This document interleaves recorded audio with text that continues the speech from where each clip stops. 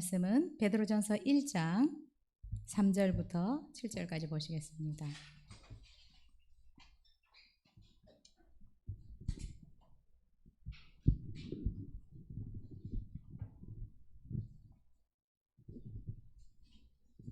베드로전서 1장 3절부터 7절까지 우리 한 목소리로 읽겠습니다.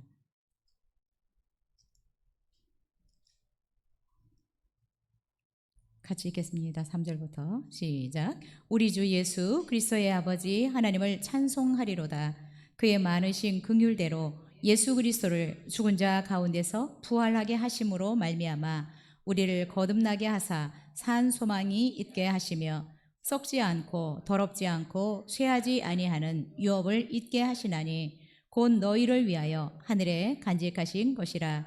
너희는 말세에 나타내기로 예비하신 구원을 얻기 위하여 믿음으로 말미암아 하나님의 능력으로 보호하심을 받았느니라. 그러므로 너희가 이제 여러 가지 시험으로 말미암아 잠깐 근심하게 되지 않을 수 없으나 오히려 크게 기뻐하는도다. 너희 믿음의 확실함은 불로 연단하여도 없어질 금보다 더 귀하여 예수 그리스도께서 나타나실 때에 칭찬과 영광과 존귀를 얻게 하려 함이니라. 아멘. 오늘 이기는 자가 되려면 34번째 지난 시간에 이어서 우리 정체성에 대해서 함께 말씀 나누겠습니다. 우리가 이 세상을 살아가면서 어려움이 없고 문제가 없는 사람은 단 한 사람도 없을 것입니다. 그 시기들, 모양들은 다 다르지만 누구나 고난과 어려움은 경험하게 마련입니다. 혹시 여러분은 산미그룹을 기억하시는지 모르겠습니다. 이 산미그룹의 부회장이었던 서상록 씨는 1937년 경북 경산에서 태어나서 고려대 정치외교학과를 졸업한 후에 1970년에 미국으로 갔습니다. 부동산 사업을 해서 큰 돈을 모았습니다. 그 후에 이분은 하원 의원으로 3번 출마를 했는데 3번 다 낙선하고 말았습니다.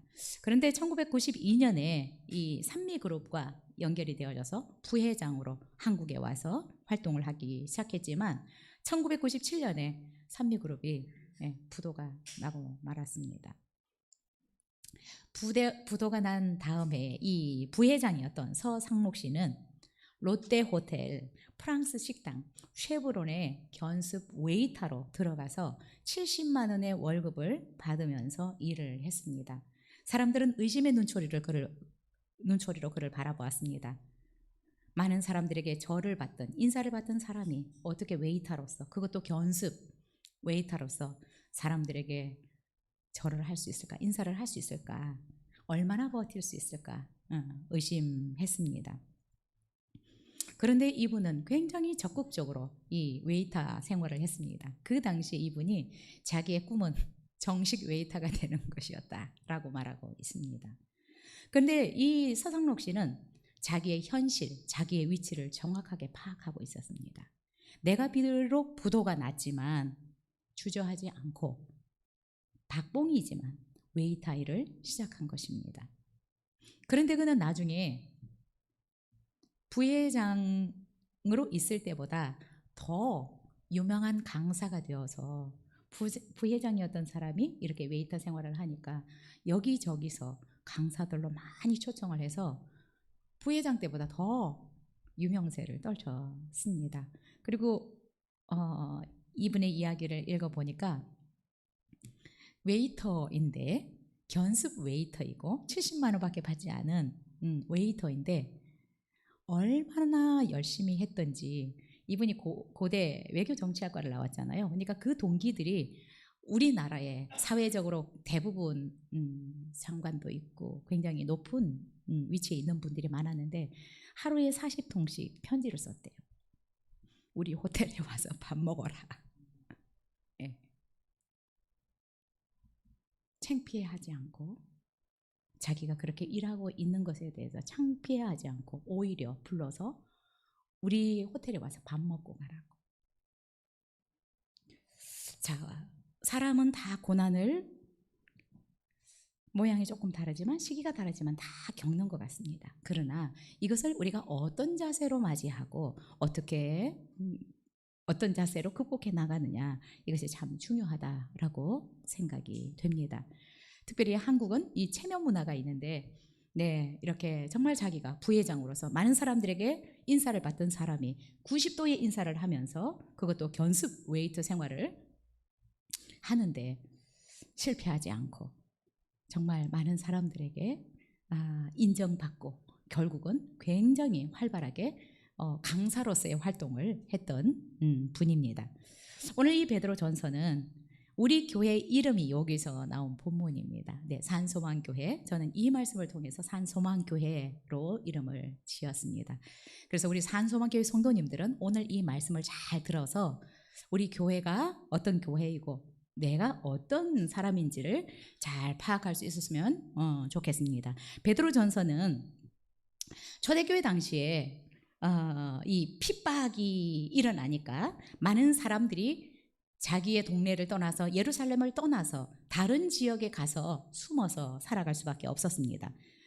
성도들이 박해와 고난으로 어려움을 당하자 그들을 격려하기 위해서 베드로가 이 편지를, 격려의 편지를 흩어져서 숨어서 살고 있는 성도들을 향해서 편지를 쓰고 있습니다. 베드로는 이 베드로 전서를 통해서 성도들이 어려움과 시험에 흔들리지 않고 믿음과 소망을 가지고 다가올 하나님의 영광을 바라보며 살아가라고 격려하고 있습니다. 오늘 이기는 자가 되려면 두 번째 정체성에 대해서 제가 이야기를 하는 것은, 지난 시간에는 구약의 이스라엘 백성들이 포로로 어려운 가운데 있었는데 지금 초대교회 당시는 핍박으로 말미암아 어려움 가운데 있는 성도들에게 베드로가, 예수님의 수제자이던 베드로가 이야기하고 있는 것입니다. 그런데 여러분, 동일하게 고난을 극복할 수 있는 비결이 내가 누구인지를 아는 것이다 라고 베드로도 똑같이 얘기를 하고 있습니다. 물론 구약의 정체성과 신약의 정체성이 조금 다를 수 있지만, 그러나 동일하게 우리가 고난을 이길 수 있는 방법이 무엇이냐, 내가 누구인지를 정확하게 아는 것입니다. 서상록 씨가 자기의 현 주소를 알았던 것처럼 내가 지금 어떤 상황 가운데 있다고 할지라도 내가 누구인지를 정확하게 알면 그 어려움과 고난들을 극복해 나갈 수 있다라는 것입니다. 자, 그래서 베드로는 고난 가운데 있는, 핍박으로 인해서 정말 숨어서 살고 어렵고 힘들게 살아가는 그 성도들을 향해서 너희들이 누구인지 그들의 정체성으로 그들을 상기시켜주고 있습니다. 자, 첫 번째 우리 3절을 읽겠습니다. 시작. 우리 주 예수 그리스도의 아버지 하나님을 찬송하리로다. 그의 많으신 긍휼대로 예수 그리스도를 죽은 자 가운데서 부활하게 하심으로 말미암아 우리를 거듭나게 하사 산 소망이 있게 하시며. 베드로는 고난 가운데 있는, 어쩌면 아무런 소망이 없는 듯한 그 성도들을 향해서 너희들은 거듭났고 거듭난 성도들은 산 소망이 있는 자들이다 라고 이들에게 격려하고 있습니다. 여러분, 우리 인생은 때때로 잔잔해 보이지만 언제 폭풍우가 몰아쳐서 우리 인생의 배를 위기로 몰아넣을지 모르는 것입니다. 자, 예수님의 제자들도 한번 생각해 보십시오. 예수님의 제자들은 예수님이 살아계실 때 수많은 기적들을 행하면서 정말 어깨에 힘주고 다녔습니다. 그런데 예수님이 십자가에 못 박혀서 죽으셨습니다. 그런데 3일 만에 다시 살아나자 이 제자들은 또 꿈을 꾸기 시작했습니다. 예수님이 잡혔을 때는 끝이야 라고 생각을 했는데 예수님이 무덤에서 다시 살아나니까 이들은 다시 꿈을 꾸기 시작했습니다. 와, 죽음에서 부활하신 정도면 우리 이스라엘을 로마로부터 해방시킬 수 있겠다. 그거는 무슨 말일까요? 우리 예수님이 이스라엘을 로마로부터 해방시키면 우리는 우의정 좌의정 한 자리를 할 수 있겠다라는 꿈에 이들은 부풀었습니다. 그런데 그것도 잠시 40일 동안. 그런데 예수님이 어떻게 해요? 하늘로 올라가 버리셨어요. 그런데 감사하게 승천하신 후에 예수님께서 약속하셨던 성령을 보내주셔서 120명이 마가 요한의 다락방에서 성령을 받습니다. 성령의 능력을 받습니다. 그래서 결국 이들은 그 성령의 능력을 받아서 귀신 들린 사람을 온전케 해주고 병든 사람을 치료해주는 이 놀라운 역사들을 일으켰습니다. 자, 그런데 여러분, 그렇게 활발하게 정말 복음을 전하고 있는데 또 예루살렘의 종교 지도자들로부터 심한 박해가 시작된 것입니다. 그래서 어때요? 예수님의 제자들, 사도들이라고 하는 이 사도들을 옥에도 가두고 또 어때요? 야고보와 같은 예수님의 제자는 벌써 칼로 목을 베어서 죽였습니다. 거기에다가 AD 64년경에 네로 황제가 예루살렘에 있었던 대화재의 사건을 유대인에게 돌리면서 본격적으로 유대인들에 대한 이 핍박이 시작이 되었습니다. 그래서 공식적으로 본격적으로 이 그리스도인들은 핍박을 받게 된 것입니다. 그래서 지방 총독들까지도 직접 간접으로 그리스도인들에게 박해를 가했습니다. 결국 스데반이라는 사람도 돌에 맞아서 죽습니다. 그런데 아직 예수 그리스도를 만나기 전에 사울은 스데반이 돌로 맞아 죽는 것을 당연하게 여겼더라라고 사도행전 1장에서 얘기를 하고 있습니다. 이 일을 계기로 해서 더 그리스도인들에 대한 박해가 시작이 되었는데 사도행전 8장 1절에 보면 그 날에 어떤 날에 스데반이 돌로 맞아 죽는 그 날에 예루살렘에 있는 교회에 큰 박해가 있어 사도 외에는 다 유대와 사마리아 온 땅으로 흩어지니라 라고 말했습니다. 자, 이 일로 인해서 이렇게 예루살렘에 있는 교회에 박해가 시작되면서 오늘 우리가 읽지 않았지만 베드로전서 1장 1절에 사람들이 흩어졌습니다. 성도들이 어디로? 본도, 갈라디아, 갑바도기아, 아시아, 비두니아 이런 지역으로 도망을 가서 살게 되었습니다.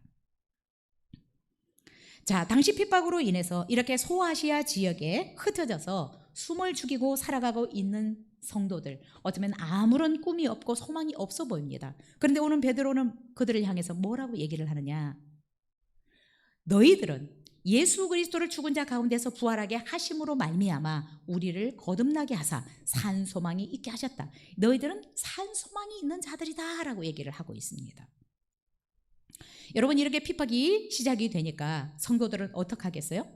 어떤 사람은 죽을 각오를 하고 정말 사자들에게 찢기면서 불에 태워 죽임을 당해도 믿음을 지키는 사람들이 있었습니다. 그런데 이런 핍박이 시작이 되니까 믿음을 포기하고 세상으로 돌아가는 사람들이 생겼습니다. 또 한 부류는 근근히 그리스도인이다라는 그냥 모양, 이름만 유지하는 성도들이 생기게 되었습니다. 이들을 향해서 베드로는 너희들이 누구인지를 기억해라 라고 얘기를 하고 있습니다. 너희들이 비록 숨을 죽이고 살아가고 있지만 너희들은 예수 그리스도로 말미암아 구원을 받은 거듭난 자들로서 살아있는 소망을 가진 자들이다 라고 지금 얘기를 하고 있습니다. 여러분, 우리가 어려움을 당하면 사실 내가 어떤 회사의 회장이었던 말단 사원이었던 내가 누구인지를 다 잊어버리고 살아가는 것 같습니다. 그런데 그런 성도들을 향해서 베드로는 너희는 예수 그리스도로 말미암아 거듭난 자들이다. 그래서 살아있는 소망을 가진 자들이다 라고 얘기를 하고 있습니다. 여러분, 우리 속담에 이런 말이 있습니다. 호랑이에게 물려가도 정신만 차리면 살 수 있다. 여러분, 우리가 살아가면서 또 신앙생활을 하면서 여러 가지 어려움을 당할 수 있지만 정신을 바짝 차리면 극복해낼 수 있다라는 것입니다. 여러분, 그래서 내가 누구인지를 정확하게 아는 것, 내 정체성을 분명하게 확립하고 살아가는 것이 어떤 것보다도 중요합니다. 내가 누구인지를 알아야 내가 어떤 상황이 되어도 부도가 나도 웨이터로서 활동할 수 있는 것입니다. 삶을 포기하지 않을 수 있는 것입니다. 베드로는 이렇게 핍박과 어려움 가운데 있는 성도들, 어떻게 보면 세상적으로 보면 소망이 없는 자들입니다. 언제 죽을지도 몰라요. 또 다른 지역에 가서 살면서 번번하게 살아가지도 못합니다. 그런 성도들을 향해서 너희들은 기억해라. 하나님이 우리를 긍휼히 여기셔서 예수 그리스도를 죽음에서 부활하게 하셨고 예수 그리스도를 믿음으로 말미암아 우리를 거듭나게 하셨다. 그래서 우리는 살아있는 소망이 있는 자들이다. 산 소망이 있는 자들이다라는 것입니다. 여러분, 우리 교회가 작은 것 같지만 산 소망이 있는 교회라고 저는 생각합니다. 산 소망이라고 하는 것은 살아있는 소망이라는 말입니다. 살아있는 소망. 살아있는 소망이라는 것은 결국 이루어질 소망이라는 것입니다. 여러분, 비록 이 성도들이 직면한 그 어려움 때문에 공포에 사로잡혀 있지만 하나님과 함께 영원히 천국에서 살 수 있는 소망이 있는 자들이다 라고 베드로는 이들을 격려하고 있습니다. 여러분, 우리가 살아가면서 만나게 되는 어떤 고난들, 문제들 이런 것들을 잘 이겨내기 위해서는 내가 그리스도 안에서 거듭난 자다. 그래서 나는 산 소망, 하나님과 영원토록 함께 살 수 있는 소망이 있는 자들이다 라는 것을 분명하게 인식하고 있어야 됩니다. 다른 말로 이 사실을 분명하게 내가 믿고 살아가야 된다라는 것입니다. 여러분, 구약의 많은 믿음의 선진들이 그 어려움들을 극복할 수 있었던 비결도 그들이 하나님의 백성, 돌아갈 본향을 생각하면서 그 어려움들을 이겨낼 수 있었습니다. 초대교회 사도들과 성도들, 이런 핍박 가운데서 그들이 믿음을 포기하지 않고 승리의 삶을 살아갈 수 있던 비결이 바로 예수 그리스도 안에서 내가 거듭났다. 나는 하나님과 영원히 함께할 소망이 있는 자다. 라는 이것을 기억하고 그 모든 어려움들을 이겨낼 수 있었습니다.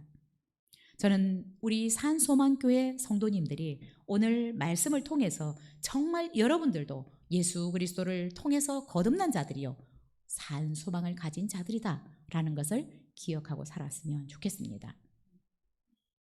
여러분, 내가 누구인지를 아는 것은 굉장히 중요한 일입니다.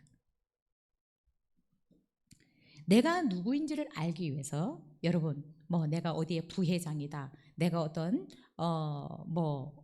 국무총리다, 장관이다 이런 것 말고 내가 그리스도 안에서 누구인지를 정확하게 알아야 합니다.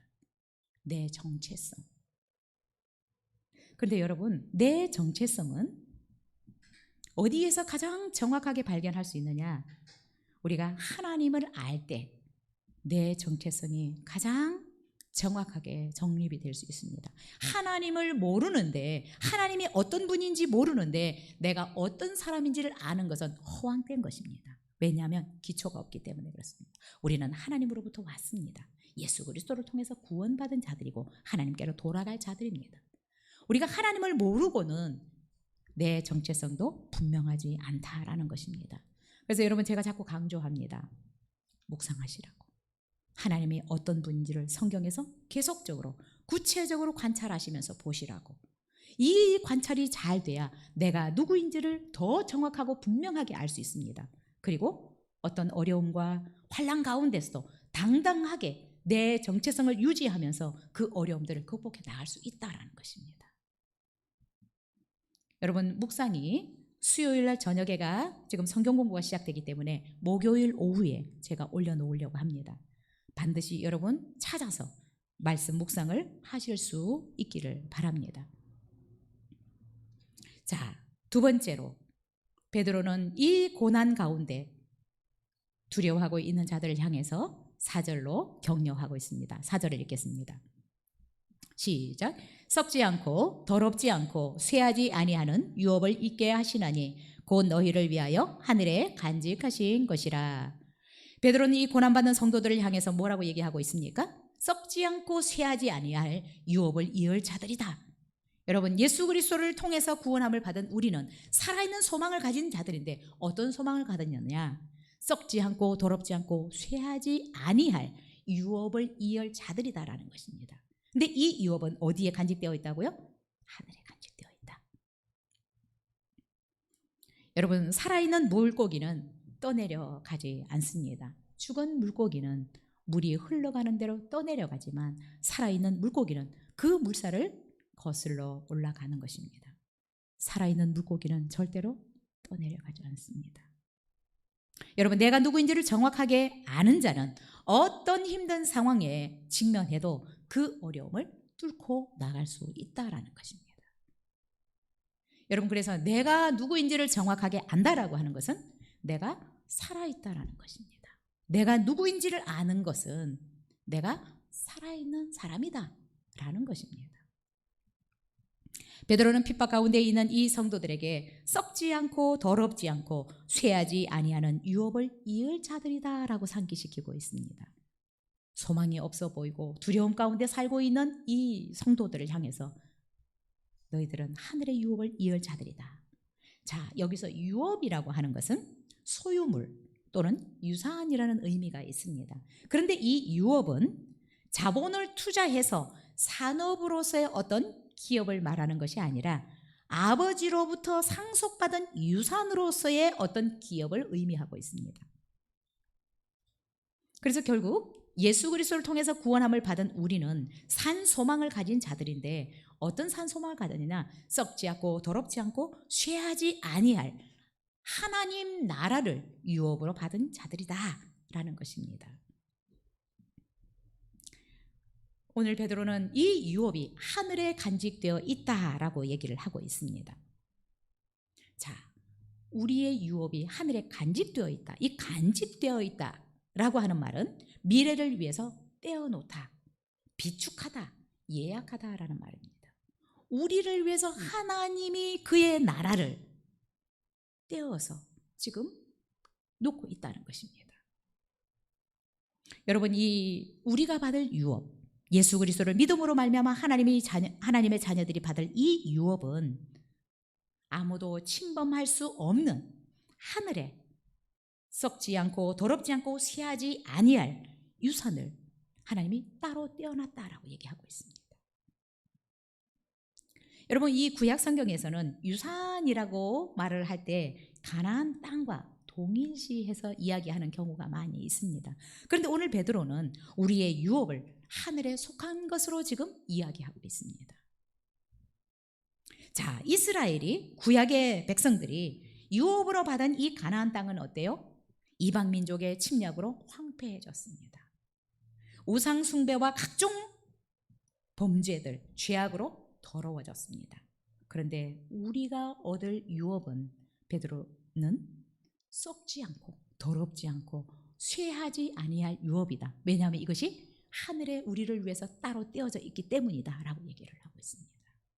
이 세상의 어떤 유업보다 하늘에 간직된 유업이다라고 강조하고 있습니다.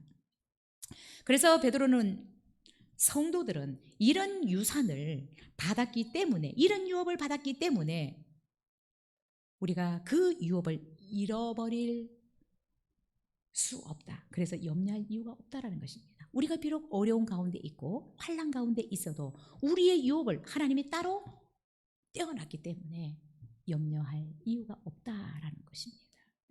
여러분, 우리가 이 세상 살아가면서 잠깐 어려움을 당할 수 있지만 우리를 위해서 유업을 하나님이 썩지도 않고 더럽지도 않고 쇠하지 아니할 이 유업들을 하늘에 따로 떼어놓고 있다라는 것입니다. 그래서 우리는 산 소망이 있는 자들이다라는 것입니다. 비록 이 세상에서 어려울 수 있고 힘들 수 있지만 우리를 위해서 하나님이 친히 유업을 따로 떼어놓으셨기 때문에 잠깐 근심할 수 있지만 두려워하지 말라라는 것입니다. 히브리서 11장 16절에도 물론 이 구약의 백성들도 단순히 이 가나안만 바라보고 살아가는 것이 아니라 더 나은 본향을 사모했다. 이것이 곧 하늘에 있는 것이다 라고 히브리서 11장 16절에서 얘기하고 있습니다. 구약의 성도들도 더 나은 본향, 하늘나라를 사모하면서 살았습니다. 하나님이 우리를 위해서 예비하신 이 유업을 사모하면서 살았다라는 것입니다. 빌립보서 3장 20절에서 바울도 우리의 시민권은 하늘에 있다라고 말씀하고 있습니다. 여러분, 우리의 고향, 우리의 본향, 천국. 우리의 본향은 천국입니다. 우리는 이 세상에 잠깐 와서 사는 나그네요. 이방인에 불과합니다. 우리의 시민권은 하늘나라의 시민권입니다. 물론 우리 대한민국 시민권을 우리가 가지고 살아가지만 이것은 여러분 여행 비자로 지금 잠깐 우리가 대한민국에 와서 살고 있는 것입니다. 근데 여러분 요즘 어떻습니까? 대한민국 시민권을 가진 것이 좋지 않아요? 저는 참 감사하고 있습니다. 내가 대한민국의 시민이라는 거. 저는 미국 시민권보다 훨씬 대한민국 시민권이 좋은 것 같아요. 너무 감사하고 있습니다. 그러나 우리가 이 비자는 여행 비자예요. 그렇죠? 잠깐 와서 살고 있습니다. 기억해야 할 것은 우리가 잠시 이 세상에 여행 비자로 와서 살지만 잠시 잠깐 후면 우리를 위해서 예비하신 본향에서 하나님과 영원토록 함께 살 소망이 있습니다. 우리는 눈물도 없고 고통도 없고 질병도 없고 죽음이 없는 그 나라에서 영원토록 하나님과 함께 살아있는 소망을 가진 자들입니다. 여러분 이것을 바라볼 수 있었으면 좋겠습니다. 여러분 조금 우리가 이 세상 살 때 고달픕니다. 왜 그럴까요? 집 떠나면 다 고생입니다. 우리는 지금 본향 아버지 집을 떠나와서 이 세상에 잠깐 머물고 있기 때문에 다 힘들어요. 예, 여러분들도 외국 생활 해보면 우리가 나그네다라는 것을 생각할 수 있고요. 돌아갈 고향이 있다는 것이 얼마나 감사한지 모릅니다. 집 떠나서 우리가 잠깐 고생하고 있지만 그러나 우리에게는 소망이 있습니다. 그 나라를 소망하면서 살아갈 수 있기를 바랍니다. 여러분 지금 코로나로 인해서 또 이 코로나 여파로 많은 사람들이 어려움 가운데 있습니다. 그래서 어떻게 보면 이 어려움으로 인해서 많은 성도님들이 믿음에 약하여지고 있는 그런 모습들도 볼 수 있고요. 또 그냥 바람 부는 대로 물결 치는 대로 그냥 흘러가고 있는 그런 성도님들도 있지 않나라는 생각이 됩니다. 베드로가 지금 우리에게 이렇게 얘기를 하는 것은 우리가 지금 어려움을 겪지만 그러나 결코 우리는 바람 부는 대로 물결 치는 대로 살아서는 안 된다라는 것입니다. 우리는 분명히 돌아갈 본향이 있는 사람이고 하나님이 우리를 위해서 예비해 놓으신 유업이 있고 그 유업을 얻을 자들이기 때문에 정신 바짝 차리고 믿음 잃지 않고 살아야 된다라는 것입니다. 그래서 이 성도들을 향해서 너희들이 꿈도 없고 소망도 없는 것 같지만 그러나 너희들이 누구인지를 기억하라고 계속해서 그들의 정체성을 상기시키고 있습니다. 여러분 우리 대부분 그죠? 긴장하고 살아가고 있고 언제 코로나에서 자유로울까? 그러나 여러분 이런 때일수록 더욱더 내가 누구인지를 기억하고 이것을 기억하면 또 우리가 살아갈 수 있는 방법들도 지혜로운 방법들도 하나님이 주실 거라고 생각이 듭니다. 그래서 정신 바짝 차리고 하나님의 도우심을 구하면서 살아갈 수 있는 저와 여러분이 되었으면 좋겠습니다. 살아있는 물고기는 떠내려가지 않습니다. 자, 세 번째로 우리 5절을 읽겠습니다. 시작. 너희는 말세에 나타내기로 예비하신 구원을 얻기 위하여 믿음으로 말미암아 하나님의 능력으로 보호하심을 받았느니라. 자, 베드로는 이 성도들을 향해서 너희들은 하나님의 능력으로 보호하심을 받고 있는 자들이다 라고 말씀하고 있습니다. 자, 이 성도들은 그리스도를 믿음으로 말미암아 거듭나서 산 소망이 있는데 이 산 소망이라는 것은 더럽지 않고 썩지 않고 더럽지 않고 쇠하지 아니할 유업을 얻을 자들이기 때문에 산 소망이 있는 자들이다.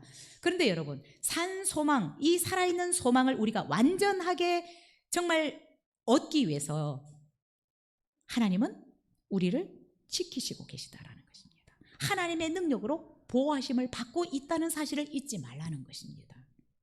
아무도 도울 사람이 없는 것 같고 아무런 소망도 없는 것 같은 이 성도들을 향해서 너희들은 기억해야 된다.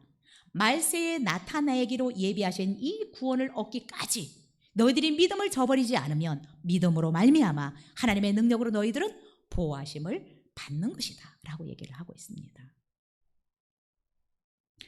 성도들을 향해서 말세에 나타내기로 예비하신 구원을 얻도록 하기 위해서 하나님은 너희들을 지키고 있다, 너희들을 보호하고 있다 라고 이야기하고 있습니다.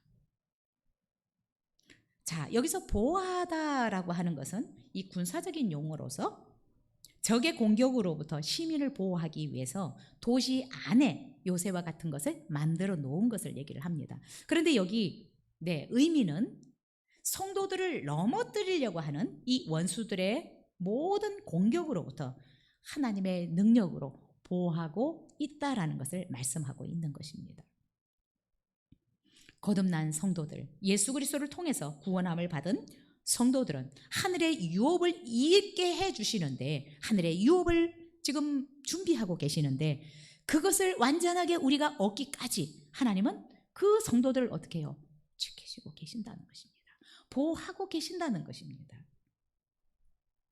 말세에 예수 그리스도의 재림의 날에 최종적으로 우리가 그 구원에 들어갈 때까지 구원받은 우리를 하나님은 보호하고 계신다라는 것입니다.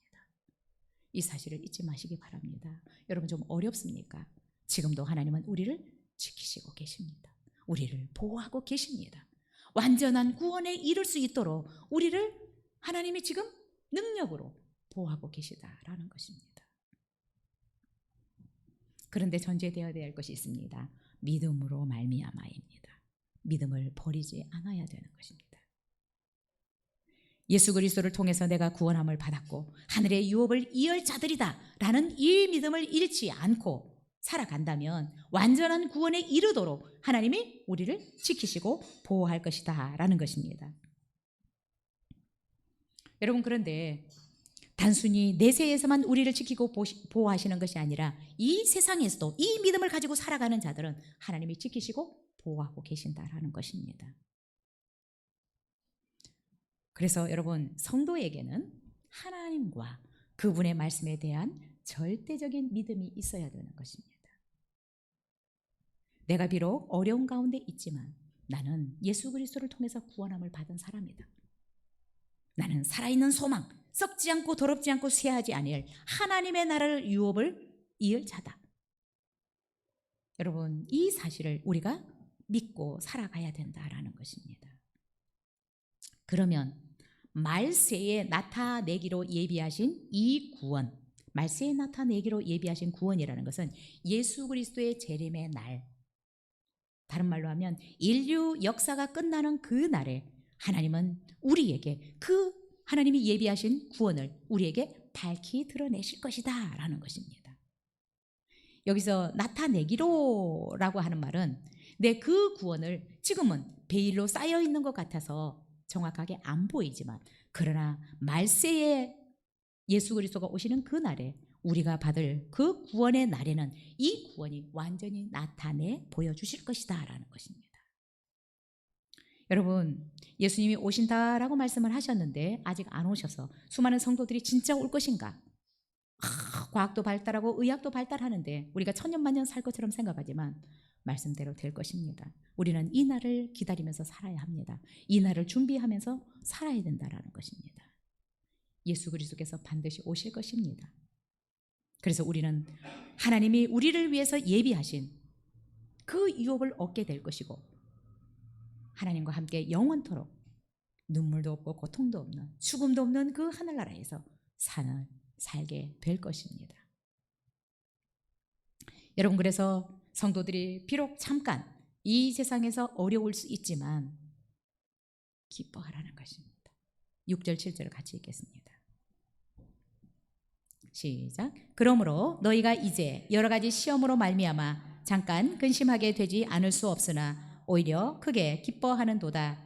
너희의 미련의 확실함은 불로 연단하여도 없어질 금보다 더 귀하여 예수 그리스도께서 나타나실 때에 칭찬과 영광과 존귀를 얻게 할 것이니라. 베드로는 고난 가운데 있는 이 성도들에게 예수 그리스도로 말미암아 거듭나 산 소망이 있고 썩지 않고 더럽지 아니할 하늘의 유업을 이을 자들인데, 이 완전한 구원에 이를 때까지 하나님은 우리를 보호하신다. 그러니까 근심하지 말고 잠깐 근심하지만 너희들 기뻐해라라는 것입니다. 그 나라를 바라보며 우리에게 주실 그 유업을 생각하면서 기뻐하라라는 것입니다. 7절에서는 너희 믿음의 확실함은 불로 연단하여도 없어질 것보다 더 귀하여 예수 그리스도께서 나타나실 때에 칭찬과 영광과 존귀를 얻게 할 것이다 라고 얘기를 하고 있습니다. 여러분, 우리의 믿음이 이런 고난 가운데 연단되지 않으면 우리의 불신앙적인 이 불순물들이 빠지지를 않습니다. 고난을 안 받고 어려움이 없이 믿음이 좋은 것 같은 사람들은 언젠가 이 연단이 안 되면 넘어질 수 있습니다. 그래서 여러분, 이 베드로는 뭐라고 얘기하냐면 고난 가운데서 연단된 이 믿음은 금보다 더 귀하다. 왜요? 우리가 금으로 하나님의 유업을 얻을 수 없잖아요. 금으로 천국을 갈 수 없잖아요.